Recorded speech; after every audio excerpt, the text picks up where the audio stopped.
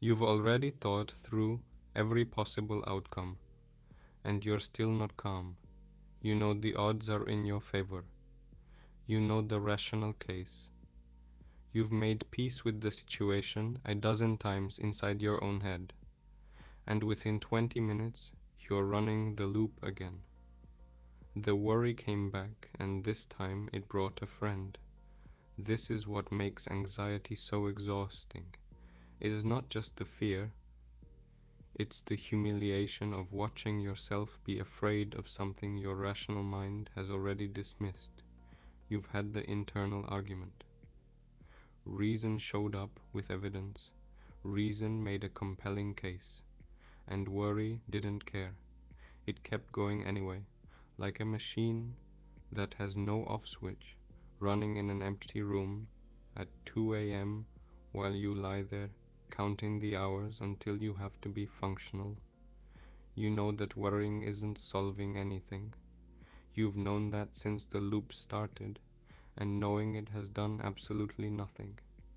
Stoicism solved this 2,300 years ago, not as a bumper sticker, not as a just think positive reframe with Greek branding on it. Stoicism developed a rigorous, practical system for dealing with exactly this problem, the mind that won't stop rehearsing catastrophe.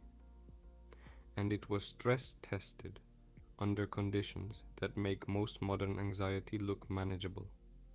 Marcus Aurelius ran the Roman Empire through war and plague, and kept a private journal of his daily attempts to stay philosophically grounded.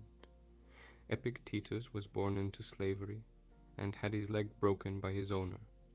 Seneca was exiled twice, lost a fortune, and was eventually ordered by Emperor Nero to take his own life. He did it with calm. These were not people theorizing about equanimity from the sidelines. They were building it under fire. And the tools they built still work. Stoicism began in Athens around 300 BCE, founded by a merchant named Zeno of Citium, who, after surviving a shipwreck and losing everything, found a philosophy book in a used bookstore and decided to start a school. That school became one of the most influential intellectual movements in Western history, running for 5 centuries and producing 3 of the most widely read thinkers who ever lived. But Stoicism is not what most people think it is. It's not about suppressing emotion. It's not about pretending everything is fine. It's not the philosophy of the person who looks blank at a funeral while everyone else is grieving. That is not the Stoic ideal. The Stoic ideal is someone who feels the full weight of a situation and responds from a place of clarity, rather than from the noise of unexamined reaction. The entire system is built on a single foundational insight. Most human suffering comes from confusing what is inside your control with what is not. Your judgments, your choices, your effort, your responses, these are fully yours. The outcome, the future, other people's reactions, your reputation, your circumstances, these are not. Not fully, never completely. The Stoics called this the distinction between things up to us and things not up to us. Anxiety, in the Stoic diagnosis, is what happens when you spend your energy trying to own the second list, not because you're weak, but because no one ever told you the 2 lists were different. We are going to look at 3 practices for changing that. 3 tools.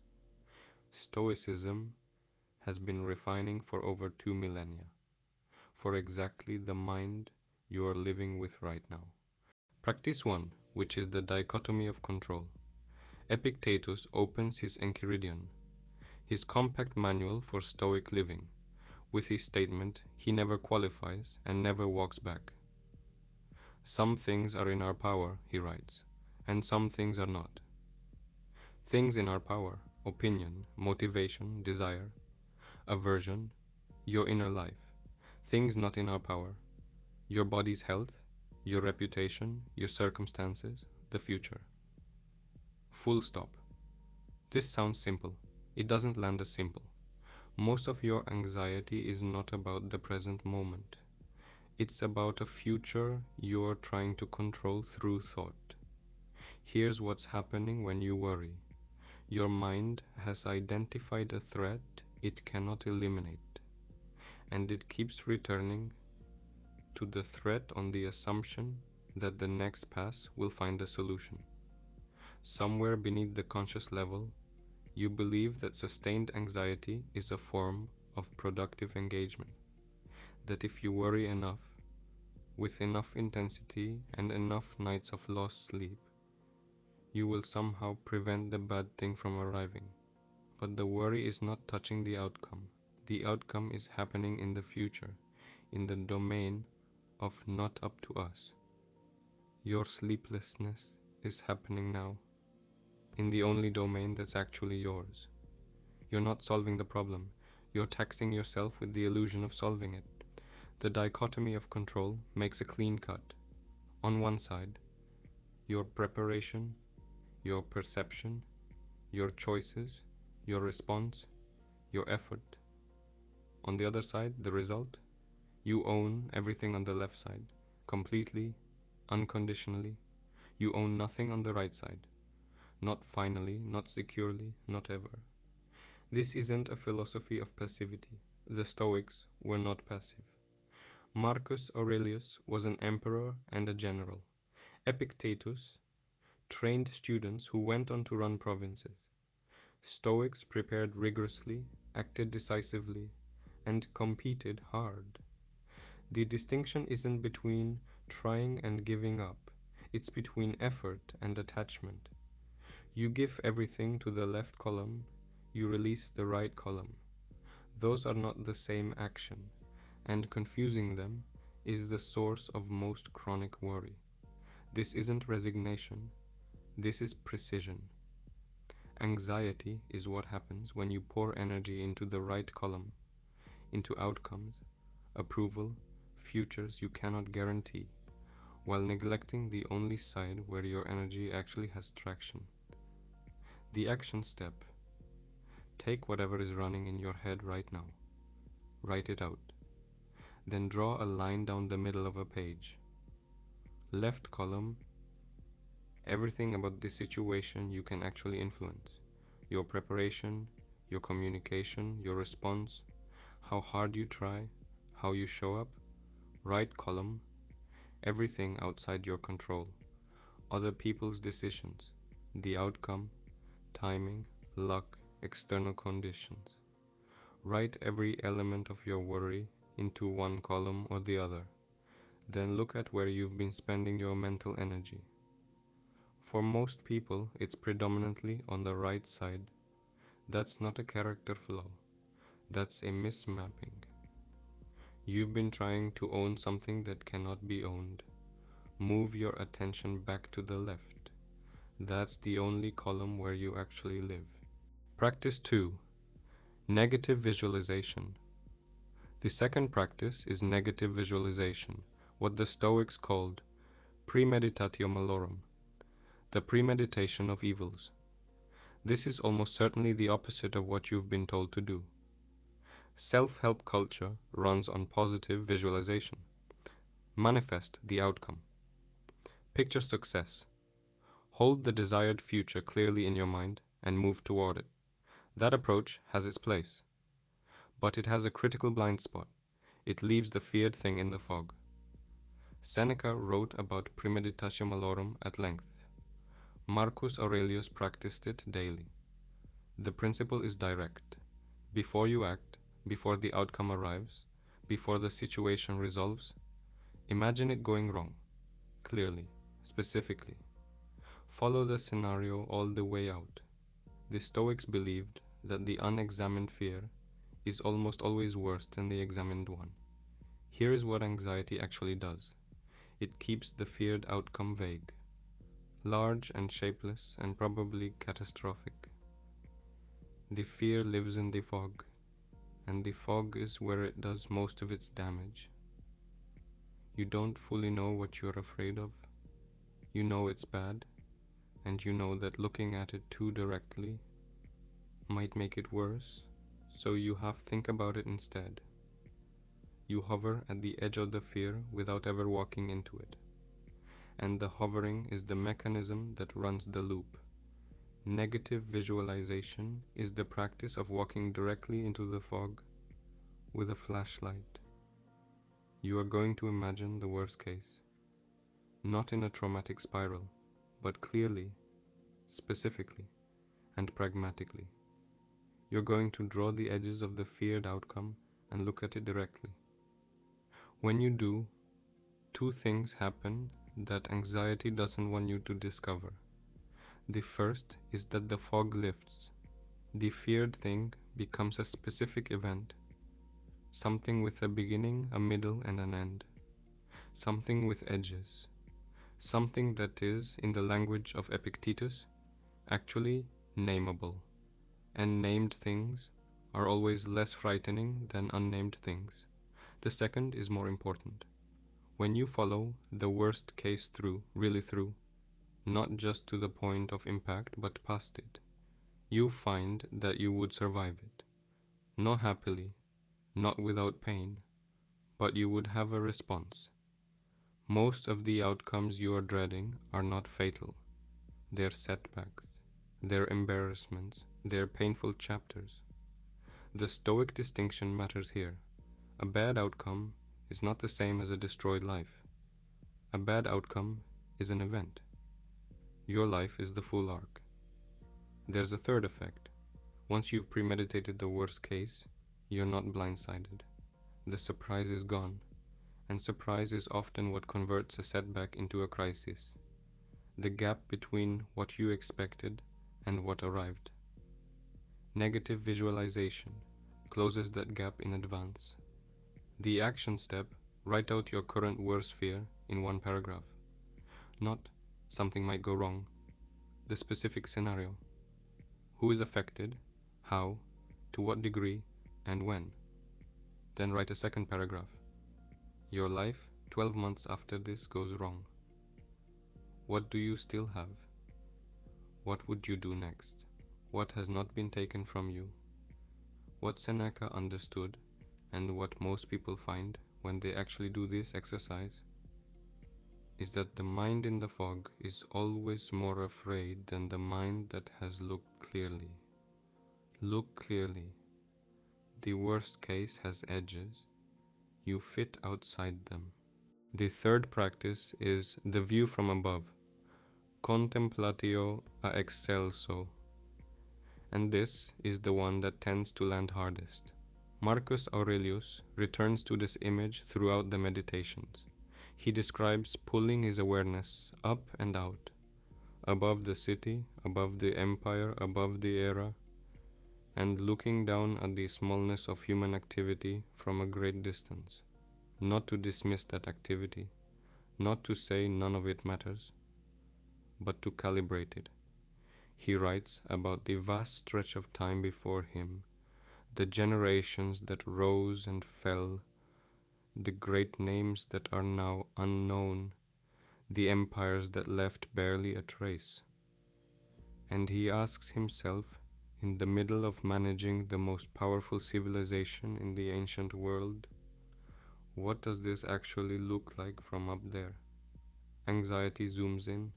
That is its signature move. It magnifies the problem until the problem fills the frame. Your current fear becomes the entire field of view. Everything else, your history, your resources, your resilience, the full context of your life, disappears outside the edge of the frame.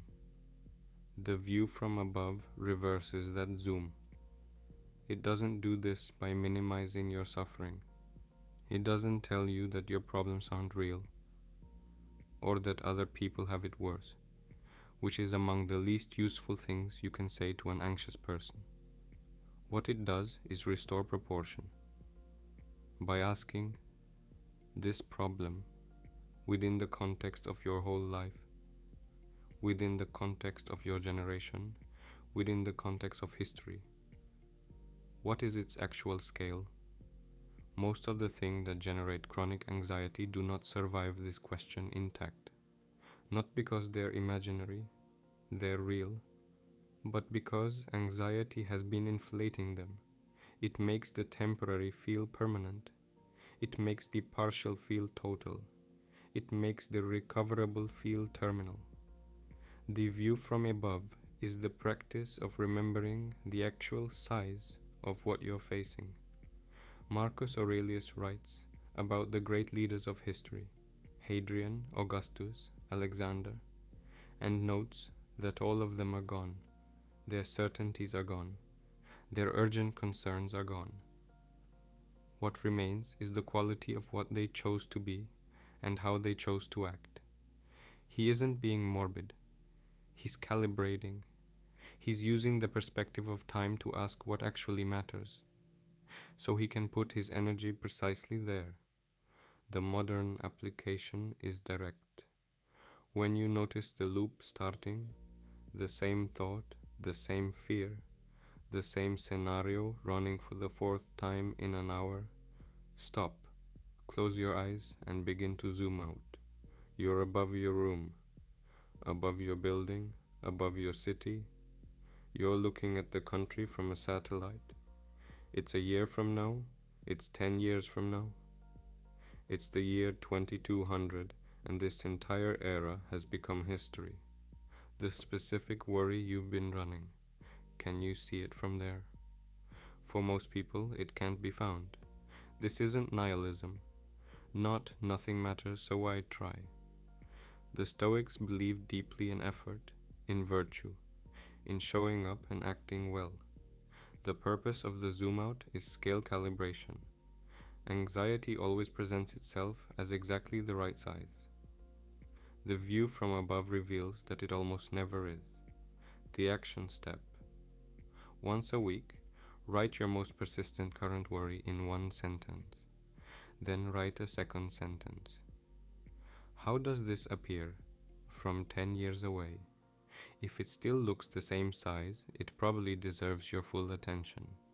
If it shrinks, and it almost always shrinks, you've just recovered something that proximity had stolen from you. Here's the reframe. You've been told, not directly, but by the way worry culture operates, that anxiety is evidence of how much you care, that the loop is proof of stakes, that if this mattered less, you'd be calmer, and since it matters enormously, of course you can't sleep. And in a narrow sense, that's true. You worry about things that matter to you, but Stoicism offers a different reading. The worry isn't proof of how much you care. It's proof of where your sense of control has been placed, out in the future, in outcomes you don't own, in other people's reactions, in events that haven't happened yet. The anxiety is a signal, not that the stakes are high, that you've crossed the line from what's yours into what isn't.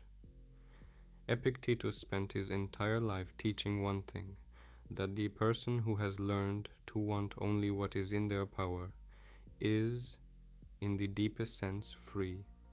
Not free from difficulty, not free from loss or failure or grief. Free from the specific torture of needing things you cannot control to behave the way you need them to. The dichotomy of control shows you where the line is. Negative visualization shows you that the thing on the other side of the fear is survivable. The view from above shows you that most of what's consuming you right now will barely register in the full arc of your life. You already had more control than you thought. You just had it pointed in the wrong direction. That's the philosophical reframe. Bye for now. Please like the video and subscribe to the channel. I'll see you in the next one.